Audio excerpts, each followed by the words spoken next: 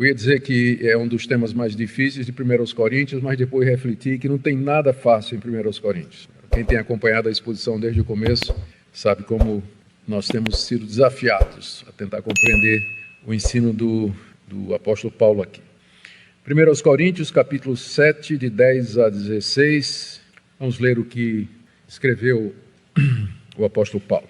Aos casados ordeno, não eu, mas o Senhor, que a mulher não se separe do marido, mas se ela se separar, que não se case de novo, ou que se reconcilie com seu marido, e que o marido não se divorcie da sua esposa.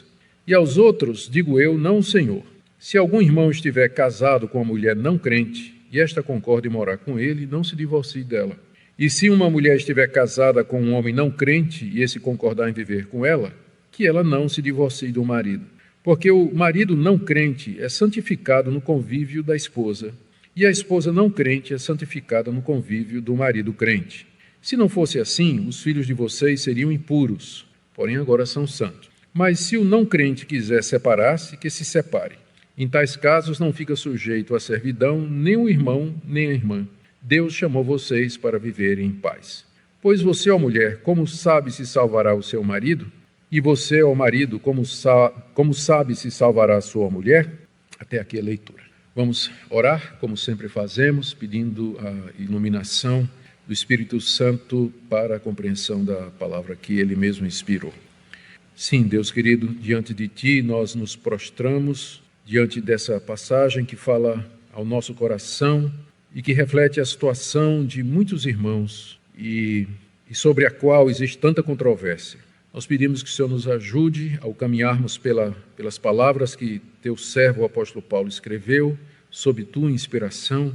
Queremos ser fiéis, não queremos ensinar nada que o Senhor não tenha ensinado. E também não queremos deixar de ensinar aquilo que o Senhor ensinou.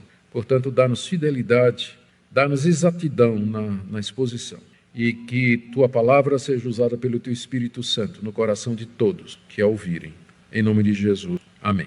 Queridos, vamos rapidamente fazer uma revisão daquilo que vimos até agora, uma vez que o contexto é super importante para nós entendermos o texto que nós temos diante de nós. Nós chegamos na terceira grande parte da carta aos Coríntios. Na primeira parte, capítulos de 1 a 4, Paulo tratou do problema dos partidos, da divisões na igreja e de objeções ao seu apostolado.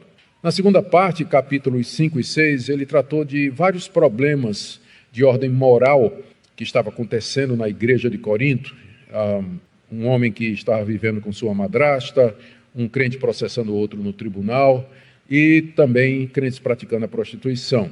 E o problema principal que era que essas pessoas não estavam sendo cuidadas e pastoreadas e até disciplinadas como deveriam pela igreja. E agora, na terceira grande parte da carta, Paulo começa a responder algumas questões que foram enviadas pelos coríntios através de uma carta. E Paulo começa a responder, e as primeiras perguntas são a respeito do casamento, ou do ficar solteiro, ou do casar. E o que é que Paulo pensava sobre essa situação? Ele responde aqui no capítulo 7, depois no capítulo 8 já são outras perguntas que nós veremos. E por enquanto, vamos nos ater a essas questões aqui que fazem parte da carta, né? As perguntas que os coríntios fizeram ao apóstolo Paulo.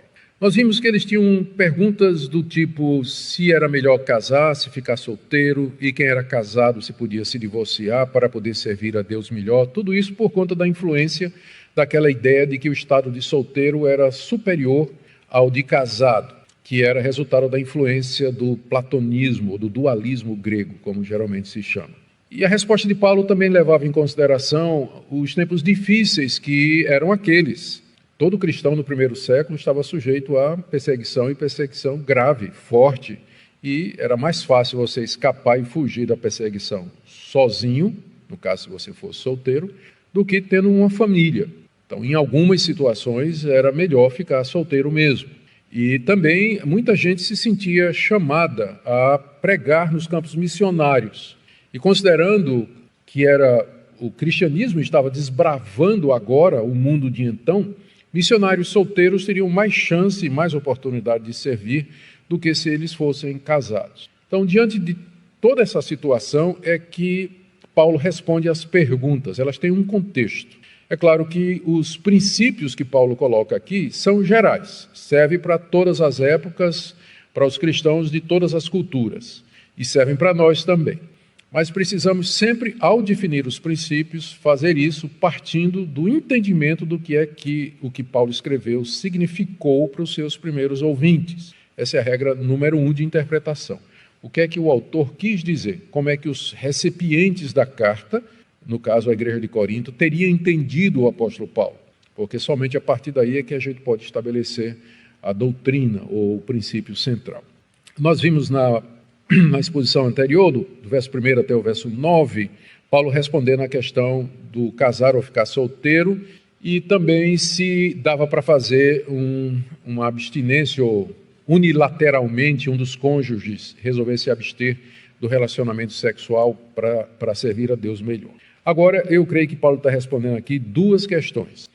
A primeira delas é se crentes, irmãos casados em Cristo Jesus, se eles poderiam se separar para poder servir melhor a Deus. Talvez um quisesse ir para o campo missionário, ou talvez os dois quisessem ir para o campo missionário, mas situação diferente, ou qualquer outra situação.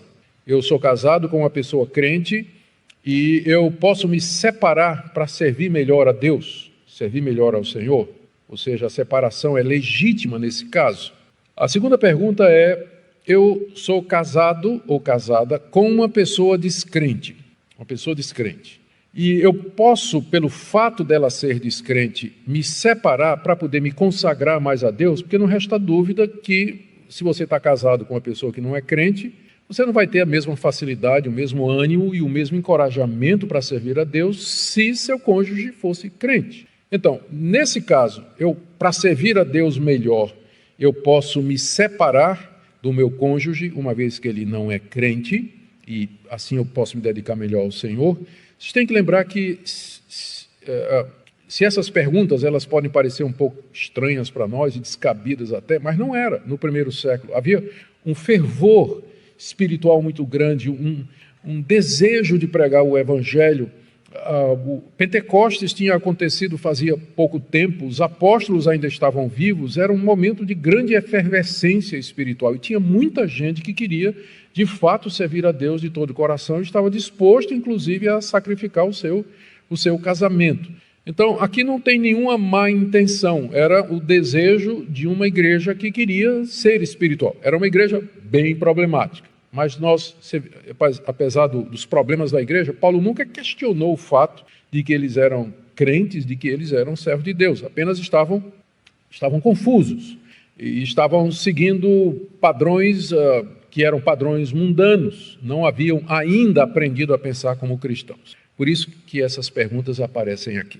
Então, hoje à noite nós vamos ver a resposta que Paulo dá para o caso do casal crente, quando ambos são crentes, se pode haver separação, está aí do verso 12 e do verso 13, só o verso 12, e nós vamos ver, é 10 e 11, minhas anotações aqui estão meio carnavalescas aqui, não consigo seguir. 10 e 11, a primeira questão, tá? No caso de separação de um casal crente, ambos crentes. E do verso 12 até 16, no caso de crente casado com descrente. Tá bom? Então, em primeiro lugar, ao casado ou aos casados, ambos crentes. Aos casados, por que eu estou dizendo que esse aqui é para crente?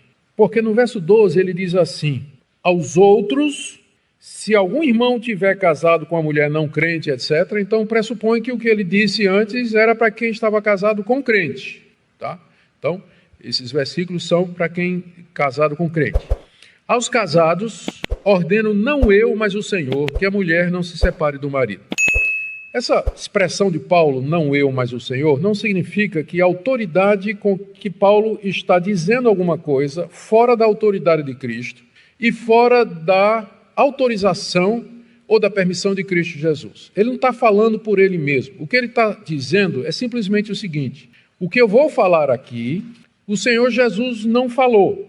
Mas isso não quer dizer que eu não tenha autoridade para fazer isso. Tanto é que no final do capítulo 7, ele como que faz uma ressalva, quando ele diz assim, no verso 40, e eu penso que também eu tenho o Espírito de Deus. Então ele tem consciência de que ele tem o Espírito Santo, que está falando pelo Espírito Santo. Quando ele diz, digo eu, não o Senhor, é simplesmente que Jesus Cristo, isso aqui está no verso 12, né? Que Jesus Cristo nunca tinha falado sobre esse assunto. E, portanto, quando ele diz, ordeno não eu, mas o Senhor, é porque ele tem uma palavra de Cristo sobre esse assunto. Isso porque as pessoas pegam essa passagem aqui e acham que Paulo aqui está legislando sem a autoridade de Cristo. Mas quando ele diz, não eu, mas o Senhor, ou o Senhor, mas não eu, é porque se refere a ditos de Jesus a respeito do assunto. Jesus falou para a gente casada e no ambiente do judaísmo, onde não se passava pela cabeça que um membro de Israel, o povo de Deus, fosse casar com um gentio, um descrente. Os judeus casavam entre si. Então, Jesus já falou sobre esse assunto. Por isso que ele diz no verso 10, aos casados ordeno, não eu, mas o Senhor. E aqui Paulo se refere, sem dúvida, ao que Jesus ensinou em Mateus capítulo 19, quando os fariseus se aproximaram dele com uma pegadinha e perguntaram se o homem pode se divorciar da sua mulher por qualquer motivo. E o Senhor Jesus Cristo apelou para a Escritura, dizendo que no princípio Deus os fez homem e mulher, e que aquilo que Deus uniu, o homem não separe. E aí os fariseus disseram, sim, mas Moisés mandou dar carta de divórcio. E Jesus disse, somente por causa da dureza do coração de vocês. Mas eu digo a vocês, quem deixar a sua mulher e casar com outra, comete adultério, a não ser em caso de relações sexuais ilícitas, a não ser que tenha havido adultério. Se não houve adultério e você se separa da sua mulher, se você casa de novo, você vai cometer adultério. Então Jesus já havia se posicionado a respeito disso, ele já tinha falado a respeito disso, dizendo que não é para separar, não é. A única exceção seria se houvesse adultério cometido por um dos cônjuges. E mesmo assim, isso não obriga o divórcio, possibilita. A abordagem que os pastores geralmente tomam, pastores reformados geralmente tomam, quando se deparam com um caso de adultério, não é dizer assim para a pessoa que foi traída, você pode pedir divórcio, vamos, eu te ajudo, vamos ali no cartório que eu já ajudo você a preparar os papéis e tudo mais. Não, a gente procura a reconciliação, a restauração do casamento, mesmo que tenha havido o adultério. É somente quando, pela dureza de coração, não se consegue perdoar, não se consegue passar por cima e readquirir a confiança, quando realmente não tem jeito, é que, com lágrimas nos olhos e dor no coração, o divórcio pode ser pedido. Mas nunca é a primeira opção e não é o que nós queremos, mesmo quando existe divórcio. Nós seguimos o que disse o Senhor através do profeta Malaquias, lá no capítulo 3. Eu odeio o repúdio, diz o Senhor. Odeio o repúdio. Deus odeia o divórcio. Não é o que ele queria, não é o plano dele, só pela dureza de coração, porque depois da queda de Adão e Eva, nós vivemos num mundo quebrado, onde não existe solução perfeita, é que Deus permitiu o divórcio naquela situação. É o que Paulo explica aqui. Verso 10, aos casados ordeno, não eu, mas o Senhor, que a mulher não se separe do marido. Ele está começando com a mulher, porque talvez foi uma pergunta que as mulheres de Corinto estavam fazendo, né? Por isso que ele responde primeiro com a mulher. Mas se a mulher se separar, que não se case de novo, ou que se reconcilie com seu marido. Ou que não case de novo, ou se reconcilie com seu marido. Por quê? Porque se não houve adultério, se ela casar de novo, ela vai cometer adultério. Mesma coisa o marido. Né? Veja o final do verso 11. E o marido não se divorcie da sua esposa. Se divorciar, duas opções. Ficar sem casar, ou então se reconciliar com o marido. Ficar sem casar, ou se reconciliar com o marido, uma vez que não houve relação sexual ilícita, que, com todos os pesares, última instância, justificaria o divórcio. Então, por isso que ele fala, digo não eu, mas o Senhor. Paulo tem uma palavra de Cristo a respeito do assunto e ele só repete o que Jesus diz em Mateus 19, fazendo o acréscimo aqui, como apóstolo de Cristo, ele pode interpretar as palavras do Senhor. Ele aqui então faz esse acréscimo de que então a mulher ou não case ou que se reconcilie com seu marido. Mas agora chega na questão do crente casado com descrente, sobre o qual Jesus nunca falou. Jesus nunca tocou nesse assunto, porque, como eu disse, o ministério de Jesus, 3 anos, foi entre os judeus. e ali sempre judeu casava com judeu. O judeu era o povo de Deus, eram os servos de Deus, era a família de Deus, era a igreja de Deus. Então só casava entre eles. Não tinha necessidade de Jesus dar uma palavra sobre isso, porque não era o caso ali. Ele deixou isso para os apóstolos. No caso de Paulo era diferente, porque Paulo levou o evangelho, ele era o apóstolo dos gentios. Ele levou o evangelho para além das fronteiras de Israel, foi pregar nas províncias do Império Romano. E acontecia muito isso. Pessoas casadas, uma se convertia, mas o marido não. Ou então o marido se convertia e a esposa não se convertia. Paulo está contemplando aqui uma situação de fato. Ele está falando para que gente que já era casada e que com alguém que não era crente. Lembre que isso aqui é uma situação de fronteira no primeiro século, né? Não tem ainda aqui uma segunda geração de cristãos que aí eles vão, depois de convertidos, eles vão querer casar. Aqui geralmente era pessoal já adulto, não é? Já com a vida resolvida, que se convertia. Os filhos deles é que iriam para essa segunda geração. Eu estou dizendo isso porque essa passagem ela não pode ser usada para justificar casamento misto. Tem muita gente que vai pegar essa passagem para dizer que, olha, o apóstolo Paulo fala da possibilidade de um crente casar com um descrente. Não, Paulo não está falando da possibilidade de um crente casar com um descrente. Ele está contemplando uma situação que já existe. O ensino dele todo, não é? Aqui, por exemplo, no final de 1 Coríntios, só para não deixar dúvida, verso 39. A mulher está ligada ao seu marido enquanto ele vive. Mas se o marido morrer, ela fica livre para casar com quem quiser, mas somente no Senhor. Então, é evidente que Paulo não está ensinando aqui, abrindo a porta para... Ele não está estimulando o casamento misto. Quando a gente chama casamento misto, eu sou a favor do casamento misto, homem e mulher, né? Então é misto.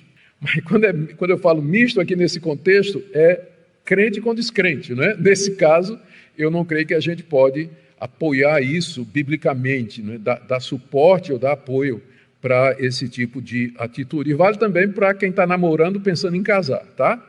Vale também para quem está namorando pensando em casar. Sobre isso, Jesus nunca deu uma palavra, por isso que Paulo, no verso 12, diz assim: aos outros, né, que estão nessa outra situação, digo eu, não, Senhor. Digo eu, não, Senhor. Se algum irmão tiver casado com uma mulher não crente, e esta concorda em morar com ele, não se divorcie dela. E ele vai dizer a mesma coisa com relação à mulher casada com um homem não crente. No verso 13, se uma mulher estiver casada com um homem não crente, e esse concorda em viver com ela, que ela não se divorcie do marido. Aqui o apóstolo Paulo dá uma resposta onde fica claro que ele coloca a instituição do casamento antes da questão religiosa. Ele não permite que você desfaça o seu casamento por motivos de religião. Quero me separar do meu marido descrente para eu poder servir a Deus melhor. Não. Se ele consente em morar com você, não se divorcie dele. E também, né, se for uma mulher, se for um marido, um homem casado com uma mulher descrente, mesma coisa. A mulher consente em morar com ele, não abandone. O casamento não pode ser desfeito por esses argumentos do tipo assim: eu quero me dedicar mais a Deus, eu quero servir a Deus melhor, eu quero me separar para poder ir para a igreja, que meu marido me deixe para a igreja, estou criando meus filhos sozinho. Sim, mas quem casou com ele? Quem casou com ele? Ah, mas eu casei no tempo da ignorância. Sim, agora a irmã sabe a verdade. Então, Deus vai lhe dar graça, Deus vai lhe dar sabedoria, mas você não pode separar do seu marido só porque ele é descrente. Só porque ele é descrente. E há casos de pessoas que não são crentes, mas que não colocam qualquer dificuldade para a parte crente exercer o seu cristianismo. E por isso que Paulo ele tem alguns argumentos aqui que ele vai colocar. Mas antes, deixa eu contar uma experiência que eu passei. Foi muitos anos atrás, durante o meu primeiro ministério aqui, e eu estava pregando numa igreja aqui para o lado da Iputinga, nem me lembro o nome, é melhor até que eu não lembre mesmo. E eu me lembro que eu falei sobre casamento, alguma coisa assim. E na saída veio um rapaz conversar comigo e disse: pastor, eu preciso da sua ajuda. Eu sou casado com uma moça, a minha esposa não é crente, mas é uma pessoa que não se incomoda de eu vir à igreja e tudo mais. Eu me converti, né? Me converti depois de casado, mas ela não se converteu. Ela não vem à igreja, não gosta da igreja, mas também não impede que eu venha, não fica colocando dificuldade. O problema, pastor, é que aqui na igreja tem uma profetisa, e toda vez que ela me vê, ele diz assim: ó servo, o Senhor preparou uma varoa para você, tá certo? Uma mulher crente para você. Larga essa incrédula, porque o Senhor preparou uma varoa para você. Diz, pastor, na minha igreja a gente acredita nisso, e eu estou aqui confuso, porque essa palavra é do Espírito Santo? Eu disse, meu irmão, vamos aqui para 1 Coríntios capítulo 7. Você crê que a Bíblia é inspirada por Deus? Creio. Inspirada pelo Espírito Santo? Creio. Então o Espírito Santo não se contradiz, meu irmão, porque ele está dizendo aqui, pelo apóstolo Paulo, que se eu perguntei, sua mulher consente viver com você? E ele disse, sim, ela consente. Eu digo, então, está claro, o Espírito Santo já falou, não deixe a sua mulher. Então, eu imagino que a varoa preparada deve ser a profetisa, né? Ela que está de olho no irmão, alguma coisa desse tipo aí, né? Mas o Espírito Santo já falou. 3 razões, o apóstolo Paulo, na verdade, 2 razões que o apóstolo Paulo coloca aqui para o descrente que permanece em casa não seja motivo para que o crente se aparte dele. O primeiro é com relação à santificação do descrente, verso 14. Porque o marido não crente, o porquê aqui introduz a explicação de Paulo, né, quando ele disse, não se separe se o descrente quiser. Porque o marido não crente é santificado no convívio da esposa, e a esposa não crente é santificada no convívio do marido crente. Para entender o que Paulo está dizendo, precisamos definir a palavra santificado aqui. O sentido mais básico da palavra santificar, ou do verbo santificar, é separar. É isso que ele significa. Curiosamente, o verbo no grego é o verbo aforizo, que significa separar. Se você pegar as letrinhas, as consoantes, você vai ver que são as mesmas consoantes da palavra fariseu, F-R-S. São as mesmas consoantes da palavra grega para separar. Por que isso? Porque os fariseus surgiram exatamente porque eles achavam que eles eram os separados de todo o restante do povo e, portanto, mais santo, mais justo diante de Deus. Não se misturavam com as demais camadas sociais e religiosas de Israel. Eles eram os fariseus, separados. É isso que a palavra quer dizer.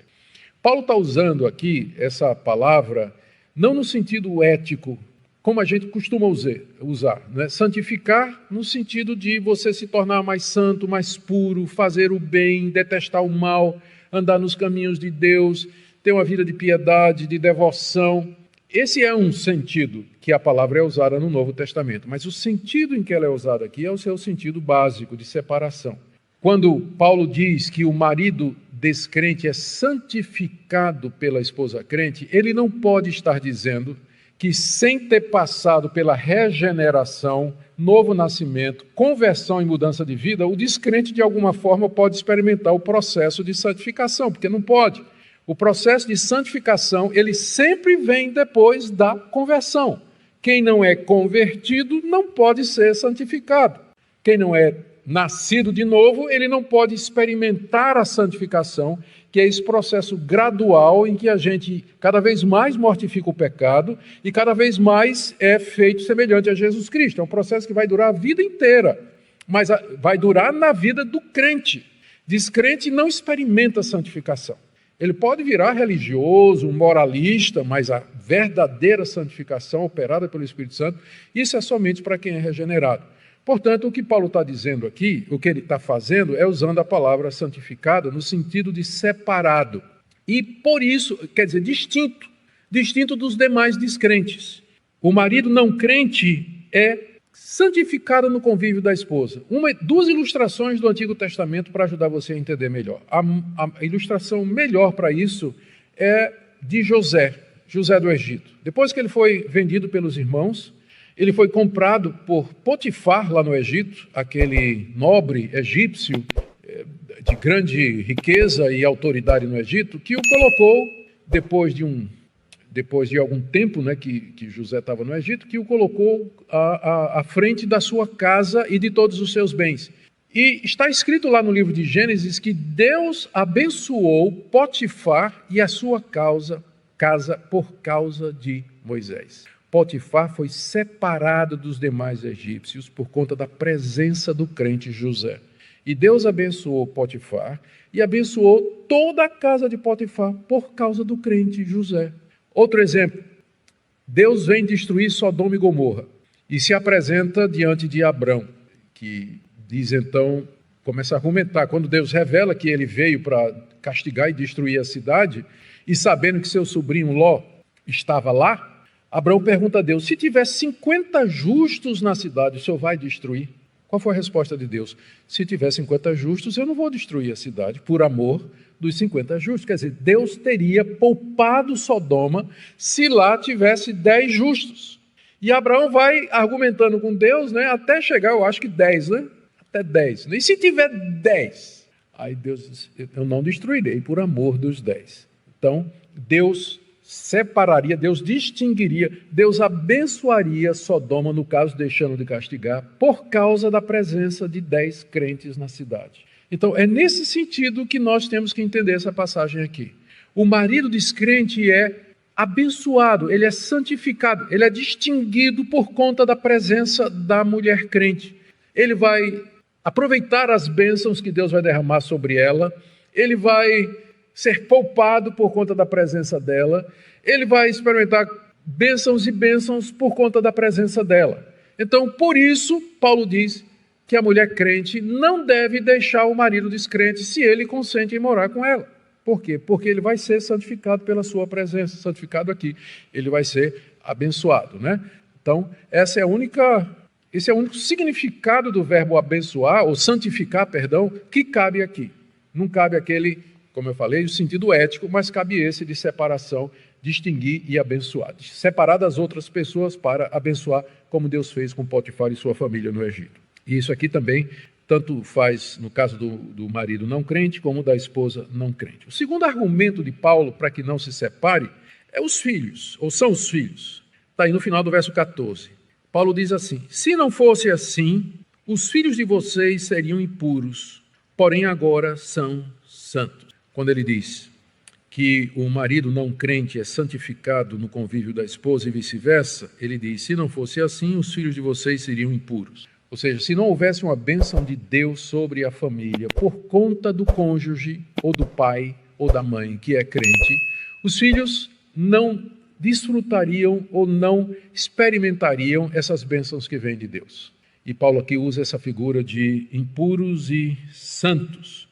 O impuro aqui tem que ser tomado no sentido oposto ao de santos, que nós já vimos que é santificado. Mais uma vez, não podemos imaginar que Paulo está dizendo que o filho do crente, ele é santo, no sentido de só faz o que é bom, aprendeu a rejeitar o mal, está crescendo como um servo de Deus. Se o filho do crente não se converter, ele vai para o inferno do mesmo jeito. Agora, o privilégio de quem nasce no lar, onde pelo menos um cônjuge é cristão, é que desde cedo ele vai ser separado, ele vai ser distinguido, ele vai ser santificado pela pregação do evangelho, pela ida à igreja, pelo ensino do pai ou da mãe que é crente, pelas orações que serão feitas a seu favor.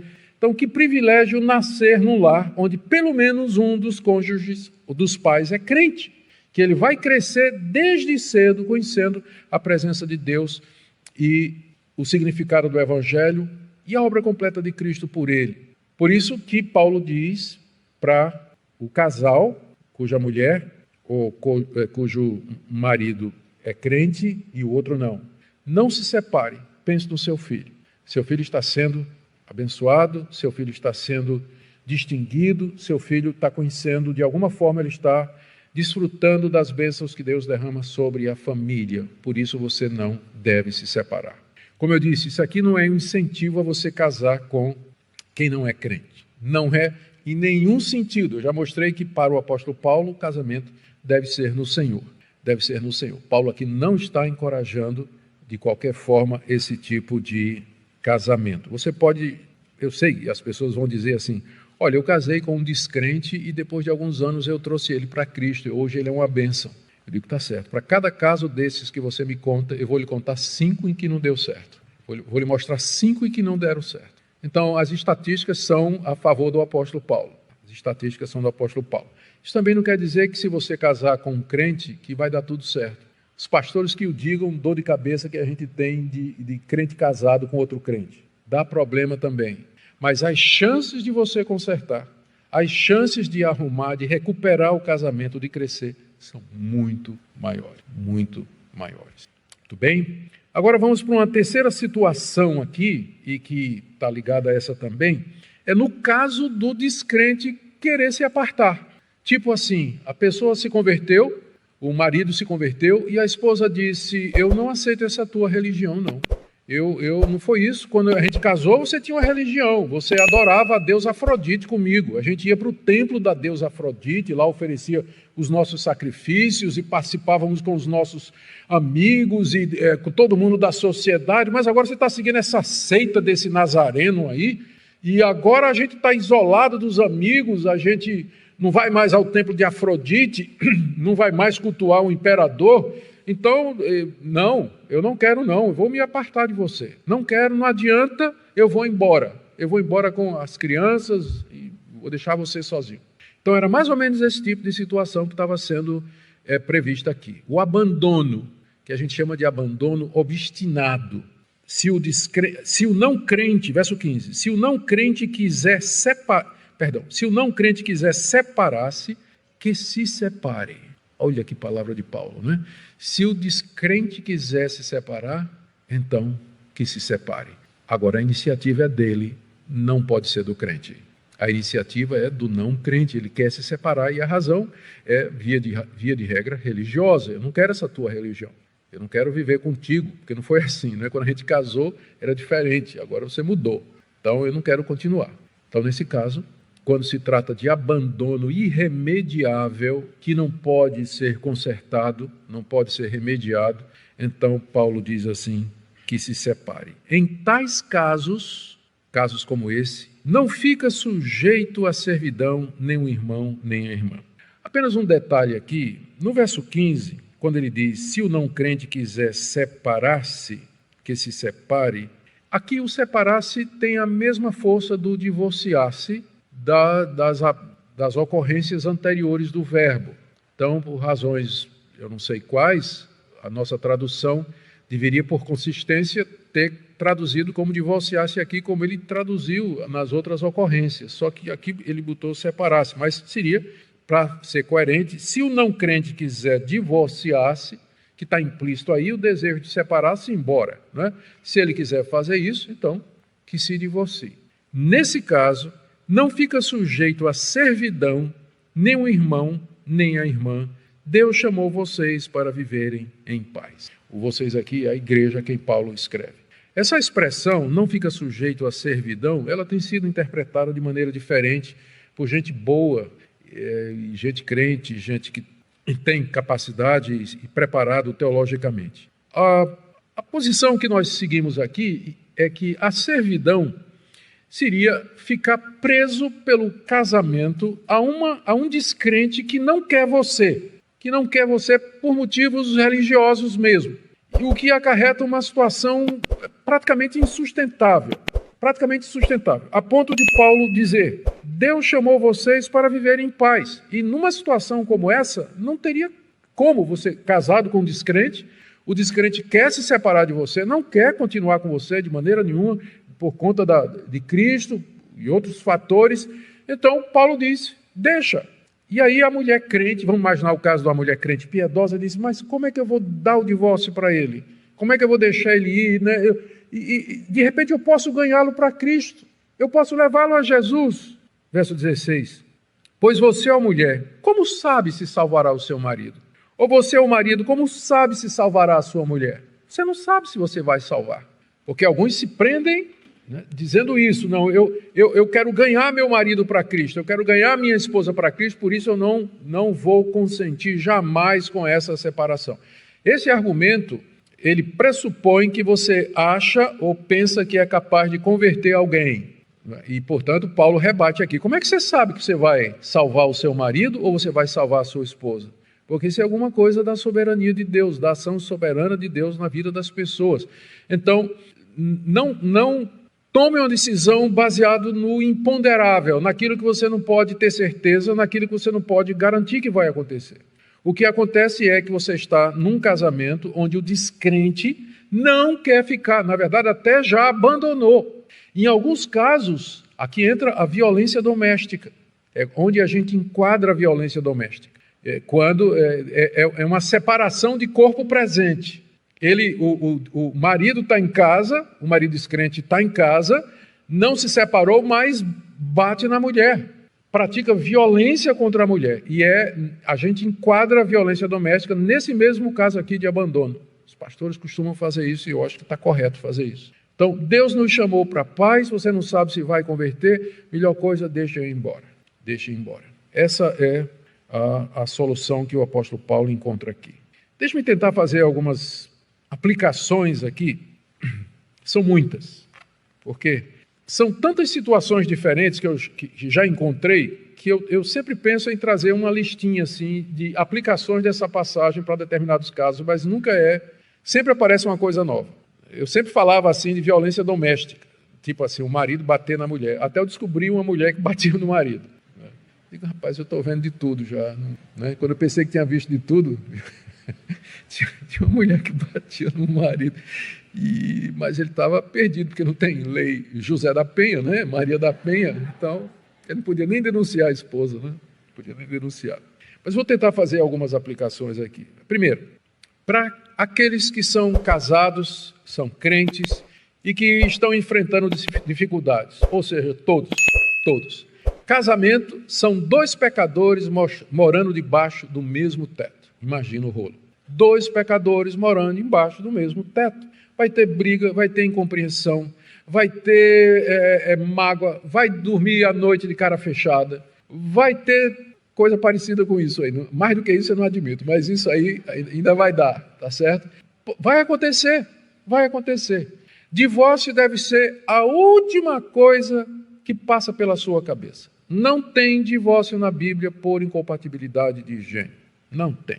As duas únicas possibilidades é o ensino de Cristo, quando houver relação sexual ilícita, adultério, ou aqui na cláusula de exceção do apóstolo Paulo, no caso do abandono irremediável por parte de um descrente, o que inclui violência doméstica. Então, essas são as duas, três, duas, porque uma está incluindo a outra, duas únicas possibilidades em que se veria o caso de divórcio com possibilidade de casar outra vez. Mas você diz assim, mas pastor, o abandono é só no caso do descrente. Como faz isso? A orientação que a gente dá é, quando tem um crente, quando a gente fala crente, é uma pessoa que é membro regular de uma igreja, que se professa, que diz que é crente, mas que resolveu abandonar a mulher. Já aconteceu isso, eu conheci caso assim, eu fiz o casamento de um casal maravilhoso, que se amava, fizeram juras de amor, fizeram voto, tudo bonito. Menos de um ano depois, ele apareceu e disse, eu estou largando ela. Disse, por quê? Nada, eu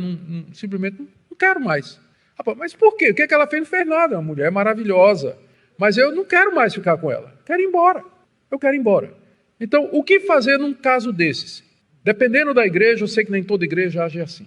Mas dependendo da igreja, se for uma igreja histórica, biblicamente estruturada, vai chamar esse rapaz e vai exortar o rapaz e vai dizer, você tem que voltar para sua mulher. Você não tem razão nenhuma para abandoná-la, para deixar o casamento. Você tem que voltar para ela.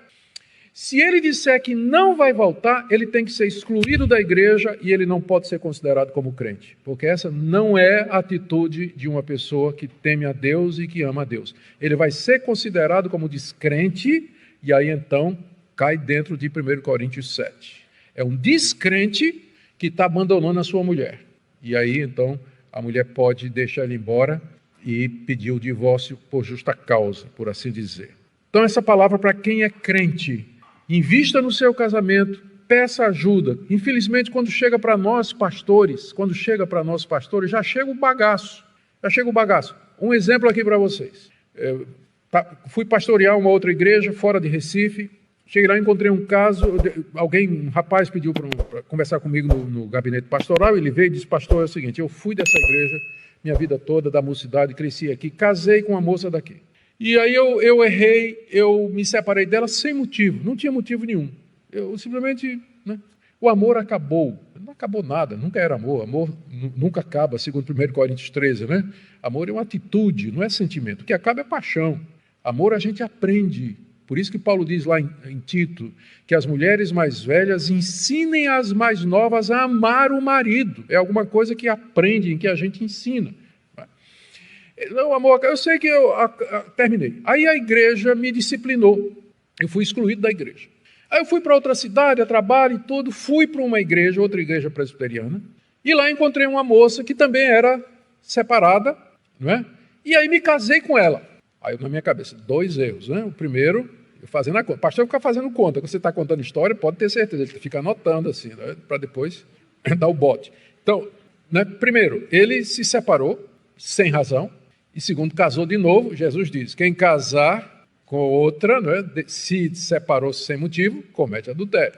E ele disse, e aí me casei com a outra, e aí agora eu fui para o pastor dessa igreja na outra cidade, eu disse a ele, olha, eu quero me reconciliar com a igreja, eu quero voltar a frequentar a igreja, ser membro da igreja. E o pastor disse que eu viesse falar com o senhor, porque o senhor é pastor dessa igreja aqui, que foi onde tudo aconteceu. Eu disse, meu Deus do céu, como é que eu resolvo essa situação, né? O que você faria? Pensa no meu lugar, como pastor. Como é que você faria? Como é que você resolveria isso? O cara errou quando largou a mulher, erro número 1. Casou com outra, que também tinha problemas, não dava para casar também, e agora ele tinha sido disciplinado, e agora quer voltar para a igreja. Então, é esse tipo de abacaxi que a gente pega no gabinete pastoral. Eu estou dizendo isso para você, o seguinte, por favor, se não está dando certo, procure ajuda pastoral. Procure ajuda. Não seja tão arrogante, prepotente, orgulhoso, pensando que você vai resolver sozinho. Às vezes uma ajudazinha, uma palavra de um homem de Deus que abre a escritura, conversa com você, vai ajudar você. Não deixa chegar numa situação como essa. Estão querendo saber como é que eu resolvi, né? Não vou contar, não. Eu vou dizer. Eu perguntei para ele, você está arrependido de tudo que fez? Ele, estou. Está arrependido de ter se separado da primeira? Estou. Reconhece que pecou quando casou com a segunda? Reconheço. Está disposto a dizer isso na frente da igreja? Estou. Então reunimos o conselho da igreja, ele veio, pediu perdão, se humilhou, chorou, foi uma quebradeira geral lá. E aí nós marcamos um domingo à noite e ele veio. Depois do culto, eu chamei ele à frente, a segunda esposa estava sentada ali.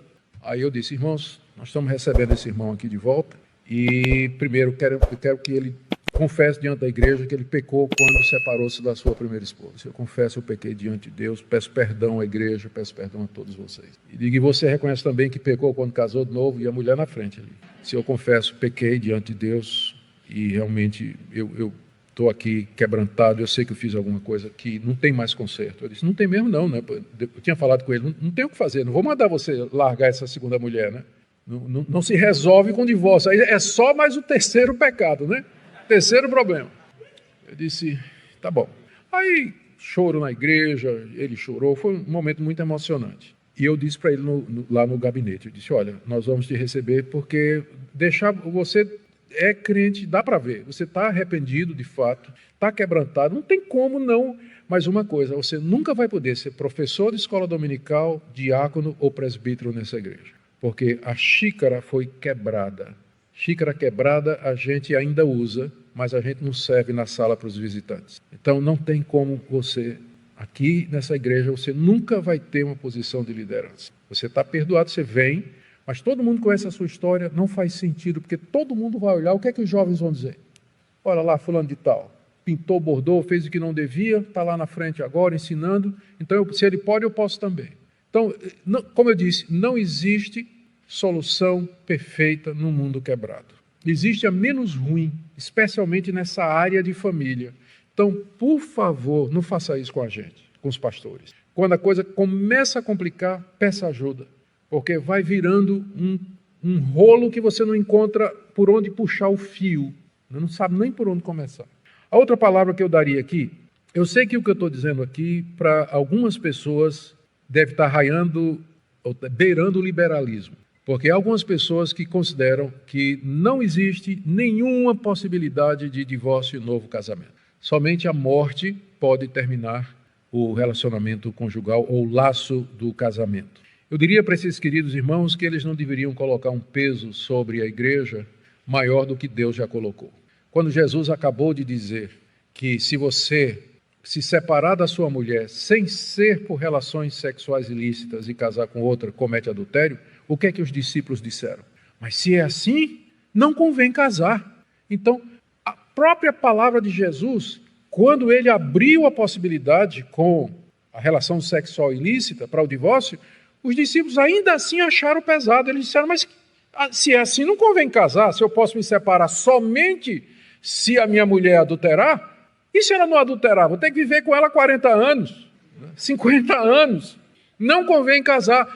E Jesus não maneirou, não. Ele disse, é isso mesmo. Nem todo mundo é apto para receber essa palavra. Casamento é coisa séria. Então, se a própria palavra de Jesus, que abre uma exceção, os discípulos consideraram pesado, agora imagine você chegar e dizer, nem isso pode. Você está colocando um fardo que Deus não colocou sobre a igreja.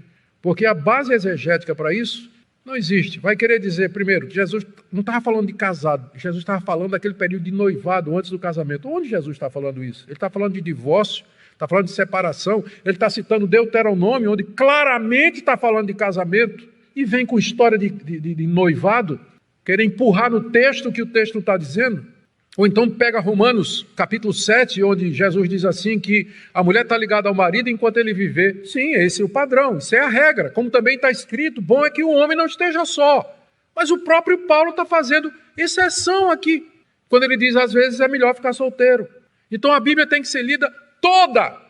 Esse é um dos lemas da reforma, não é só a escritura, é toda a escritura, toda a escritura, para que a gente estabeleça algum ponto de doutrina. A minha última palavra aqui é para a questão da violência doméstica. Se você está sendo abusada, eu vou falar pensando só que as mulheres é que sofrem com isso, tá? Já disse que tem exceções, mas são pouquinhas. Se acontece o caso de você estar sofrendo violência doméstica, caso de abuso, pancadaria, espancamento, você não tem que sofrer sozinho. E você não é obrigada, pelo cristianismo, a permanecer casada com esse homem. Você tem o direito de se separar dele. Na verdade, você devia denunciá-lo.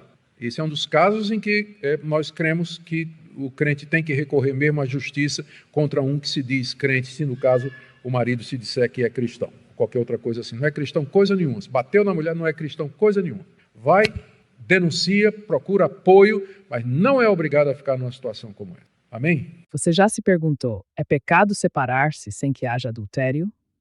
No sermão que ouvimos, Hernandes Dias Lopes toma 1 Coríntios 7, 10 e 16 e responde essa pergunta com cuidado bíblico e pastoral. Primeiro ponto, o ensino de Jesus.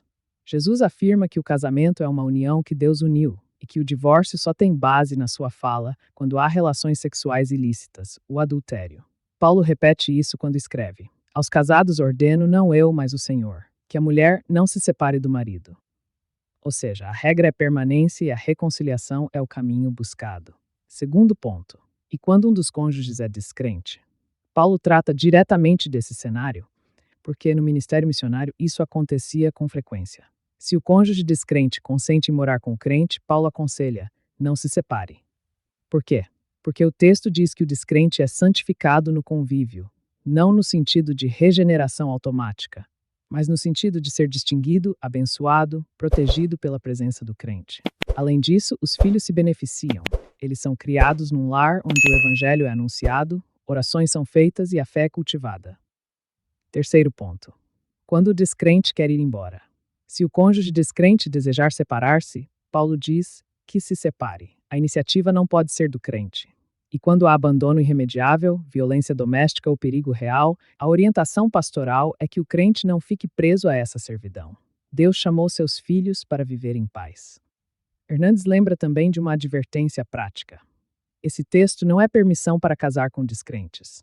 Paulo deixa claro que o ideal é casar no Senhor. E ele chama atenção aos limites da conversão que podemos produzir.